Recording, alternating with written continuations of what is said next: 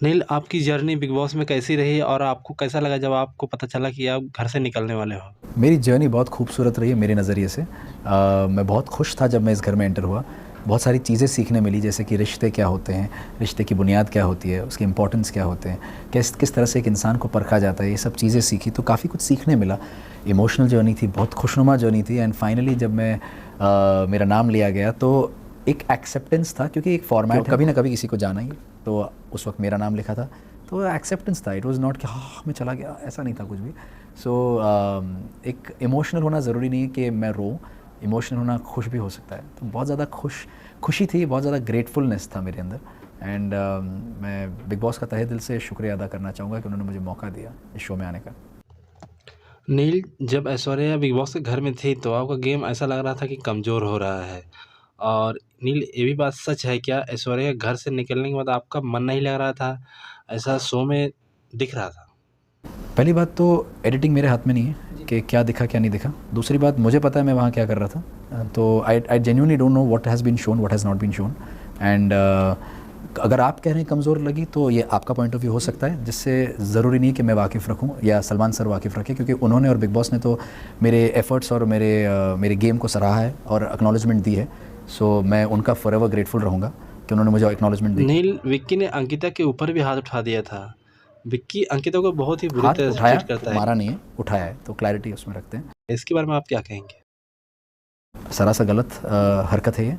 हालांकि मैंने वो विटनेस नहीं की है, बट जो मुझे बताया गया है, और आप जब ये सवाल पूछ रहे हैं तो उसका मतलब आपने भी वो चीज़ देखी है। और अगर ये चीज़ किसी रिश्ते में आ रही है तो किसी भी रिश्ते में होना ये गलत ही है। सो मैं इसका समर्थन नहीं देता। नील, हमें उम्मीद थी कि आप बिग बॉस में अंत तक जाएँगे, लेकिन ऐसा हुआ नहीं है।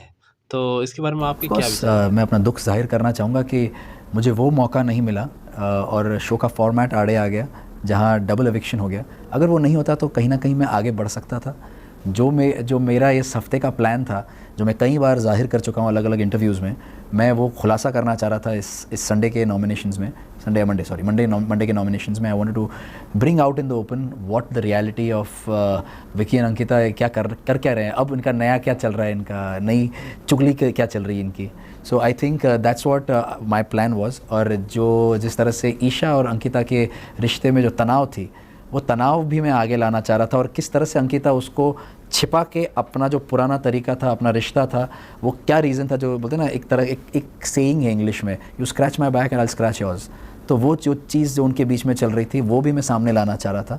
और जैसे कि आपने देखा कि पिछले कुछ हफ्तों में मल्टीपल नॉमिनेशंस करने के मौके मिल रहे थे, तो आई थिंक वो भी मैं उसका फ़ायदा उठा के चारों को नॉमिनेट करना चाह रहा था। नील सर, आपको बिग बॉस से निकलने के पीछे किसका हाथ हो सकता है? आपको क्या लगता है कि आपकी जगह पे किसको निकलना चाहिए था? बिल्कुल, पहली बात तो ये सब जानते हैं कि मेरे नॉमिनेट होने के पीछे तो विकी का ही हाथ है। और मेरे हिसाब से और भी बहुत सारे अनडिज़र्विंग लोग हैं जो अभी भी घर में टिके हुए हैं। जो सबसे पहला विकी है, जो मुझे लगता है डिज़र्विंग बिल्कुल भी नहीं है शो में रहने का। एंड उसके साथ साथ समर्थ, उन दोनों को पहले निकलना चाहिए। उसके बाद Isha, Ankita, they should be out of the house Neel, first. आपको मुनावर का गेम कैसा लगता है? मुनावर के बारे में आपके क्या विचार मुनव्वर हैं? का गेम, ऑनेस्टली मैंने ये ज़ाहिर किया पहले भी कि कहीं ना कहीं वो जो बोलते थे दूसरों को कि आप एक स्लो स्टार्टर रहे हैं, आपका गेम वीक दिखता है, मुझे आपका गेम दिखा ही नहीं है। तो ये चीज़ का काउंटर मैंने सोचना शुरू किया कि गेम होता क्या है। तो मुझे जहाँ तक समझ में आया कि इस घर में बिग बॉस ने हमेशा रिश्तों को अहमियत दी है, तो मुझे लगता है रिश्ते ही गेम हैं। तो आपके रिश्ते जब तक ऑथेंटिक, रियल और ऑर्गेनिक रहेंगे, ऑटोमेटिकली आपके नंबर्स बढ़ते जाएंगे, आपके लोगों के नंबर्स बढ़ते जाएंगे। तो कहीं ना कहीं आपके लोग जब रहेंगे तो आपकी सेफ्टी बनी रहेगी, क्योंकि लोग आपके पास है, क्योंकि आप पर भरोसा रखते हैं। लेकिन अनफॉर्चुनेटली विकी और मुनव्वर दोनों शुरुआत से छठे हफ्ते तक नंबर गेम में पड़े हुए थे। तो कहीं ना कहीं उनको भी समझ बहुत देर के बाद आई, जबकि अब 12वां हफ्ता शुरू होने वाला है, और छठे से 12 मतलब आधे शो के बीच में से उनको समझ में आया कि उनकी गेम एक्चुअली थी रिश्तों के ऊपर। फिर भी मुनव्वर समझ गया इस चीज़ को और वो उस चीज़ से हट गया, मगर विक्की अभी भी उधर ही लगा हुआ है।